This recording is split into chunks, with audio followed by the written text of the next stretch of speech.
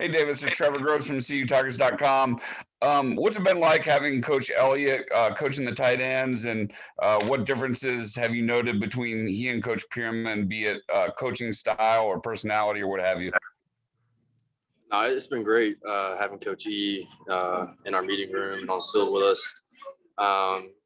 He brings a different set of knowledge when it comes to the passing game that has been really useful for me in particular, just because I feel like that's one part of my game that I need to work on.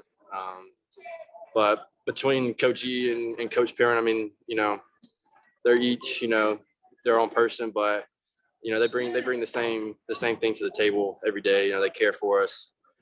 They want the best for us, and they're both pushing us to be our best.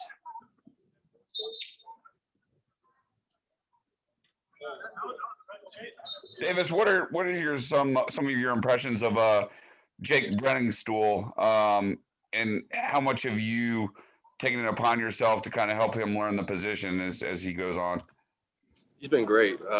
Jake he just oozes with talent. He's a great route runner. He really understands the game. I think in general, him coming in as an early enrollee, I've been impressed with, just his basic understanding of the game. And, it's obviously a learning curve for him. Just, new offense and everything like that. And so, anything I can do to help, just, tips or, things that I do to help me remember different things, I'm telling him that. But overall, I've been really impressed with him. He brings a great attitude every day. He works hard. He's a really hard worker, both on the field and in the weight room. And he's going to be something special. Hey, Dave, this is Gary McDaniel from Clemson Sports News. Last year, you seemed to have a really good rapport and chemistry with Trevor and had a lot of reps with him. What is it like with DJ and starting to get that rapport and that chemistry between the two of you, where you guys can pretty much know what each other's going to do by a look on the field? Yeah, it's been great working with DJ. Me and DJ got a lot of reps last year, last summer, and throughout the spring. There really hasn't been a huge change, in my opinion, because I've had a lot of reps with DJ over the past year or so, and just carrying that over from what we did last year to spring right now, it's been really good, and I feel like we're on the same page. And I feel like DJ's done a really good job with everybody, tight ends and receivers, and just being the captain, if you will, of the offense. He's leading the way for us, and I think he's doing a really good job right now. Davis, this is Larry Williams with TigerIllustrated.com. It really seems like through what you said at the beginning and from what Coach Elliott said to us recently, that the passing game, improving the tight ends in the passing game, is really a major focal point for him. Can you maybe specifically reflect on how you guys can get better in that area and sort of what sort of the upside is there, what the possibilities? Yeah, starting with technique and improving the basic things when it comes to route running.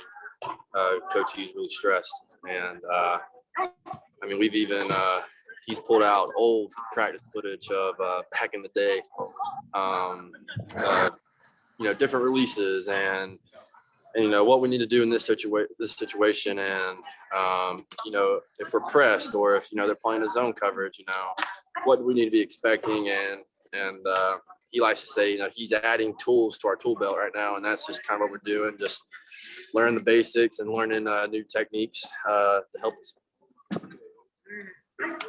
You and Braden were definitely, y'all were productive last year numbers wise, but I'm just curious, looking back as a tandem, particularly the second half of the year, what sort of, I guess, how do you evaluate sort of the progression last year and maybe how you can get better? Yeah, I think Braden had a really good year last year. He's a great leader. for the tight end room. And it was fun last year. I think we worked really well together. And I think, speaking for myself, I'm trying to improve in every aspect, every, run game, pass game, my footwork in the run, my footwork in the pass game, my hands, understanding what to do in certain situations. I'm trying to improve every little thing possible you can think of. I'm trying to get better at. And I think Braden's doing the same thing. This spring, we've really taken the time to tone in on the basics and the little details that are going to make us better. And that Coach E, says are going to make us better. And I think, Braden and I have taken it to a whole level, and a whole new level. And I think, so is Jayla, and so is Sage, and so is Jake, and so is Will. We're all competing against each other, and it's making us better. And I think, we're close as brothers. Off the field, we're close, and I think that helps us on the field as well. And so I think, just we're improving in everything, every aspect, every tight end. We're all improving.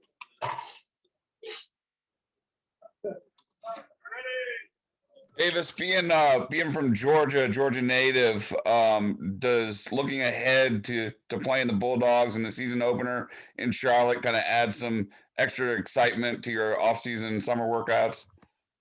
It's exciting, yeah, but kind of like what Coach Sweeney says. Every game, we're playing Clemson, and that's just kind of my mindset towards it. Just from the town I come from, a lot of people are Georgia fans, and a lot of people back home, they're talking about the game already, and it'll be fun for sure, and I won't take it for granted. But at the same time, it's just another game that that's how I need to approach it, and it should be fun. David, Scott Kiefer with the Greenville News. Yeah, in high school, you were a multi-sport guy. Didn't you play baseball and basketball as well? Yes, sir. How do you think it benefited? Dabo's always been bullish on guys who were multi-sport athletes in high school. How did it benefit you by playing multiple sports? I just like to compete. In baseball, I was a pitcher, and I loved the aspect of being on the mound and the mind game that goes with pitching. Obviously there's a physical side to baseball and pitching, but the mind game is what I really loved. What's my plan for this batter right here? What am I going to do? Is it going to be a fastball outside to start him off, or what's it going to be? And then, the next time it comes around, okay, what worked, what didn't work? I really like that. I love that part of the game.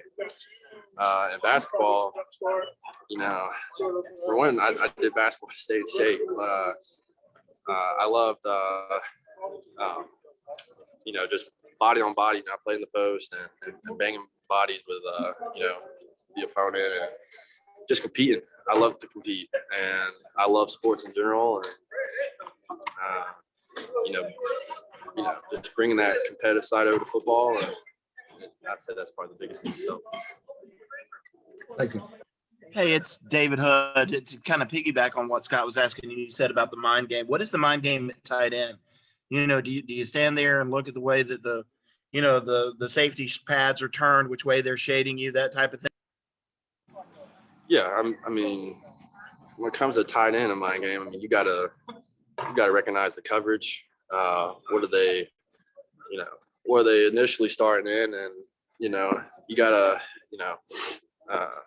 after the ball snapped, you got to see, did they change coverages? And, if they did, that might completely change what we do and the route that we do. And to the run game, you got to understand what front you're dealing with, and, what are linebackers doing? Are they tight in the box? Are they wide? Are they tipping something? It's a safety tipping something that, maybe they're bringing a blitz from the outside. Tight end wise, you really got to understand what the coverage is doing, or safeties and the corners, what they're doing, and really what the front's doing as well. Hey, Davis, a question about one of your comrades right there in that tight end room. We got a chance the other day to watch you guys work out a little bit, and Sage Ennis kind of stood out while we were there. And not too many people talk about Sage. What can you tell us about Sage that we wouldn't know? He's a hard worker, and I'm sure you already know that. But yeah, he works hard. He's really strong in the weight room. He's fast. He's one of the fastest tight ends we have, and he's probably one of the strongest tight ends we have. And he's really understanding the offense this year. He's had a really good spring, and I'm excited to see what he's going to do this season and in his future. I really, really, truly believe that he's got a bright future. Davis, you said Coach Elliott broke out some really old film to show you guys. Did he go as far back as his playing days, or what was it? If I remember correctly, it was when Coach Sweeney was the receivers coach here. And I think it was like early 2000s, whenever Coach Sweeney was wide receivers coach here. We were watching his drill tape. 2003 would have been when Coach Elliott played, by the way, FYI. So, yeah, you might have seen him. What stuck out from that tape for you? I mean, we were just, watching how they were doing a drill about how to work different releases. And, if you're, pressed man or, if they're playing like a catch technique. And we were watching, footwork and, what to do with our hands. Anything else for Davis? Davis, Hey, go ahead, Larry. okay. Davis, the offensive line hasn't really been bashful about saying it kind of got beaten up in the bowl game. I'm wondering, do the tight ends sort of take a similar view of the difficulties at the point of attack, like as far as y'all's position group goes, blocking on the edge and stuff like that in that game? Just Yeah, curious. definitely. Yeah, I mean, we sat down and we got whipped, and we weren't proud of that. And we sat down and looked at what we needed to correct, and we were just honest with ourselves. And we actually in our team meeting today, we were talking about humility, and winners are humble, and we were humble, and we got humbled, and we know what we need to work on, and what got exposed, and we're gonna put our work boots back on, and we're gonna go get better at those things, and also get better at every other aspect that Titans have to do.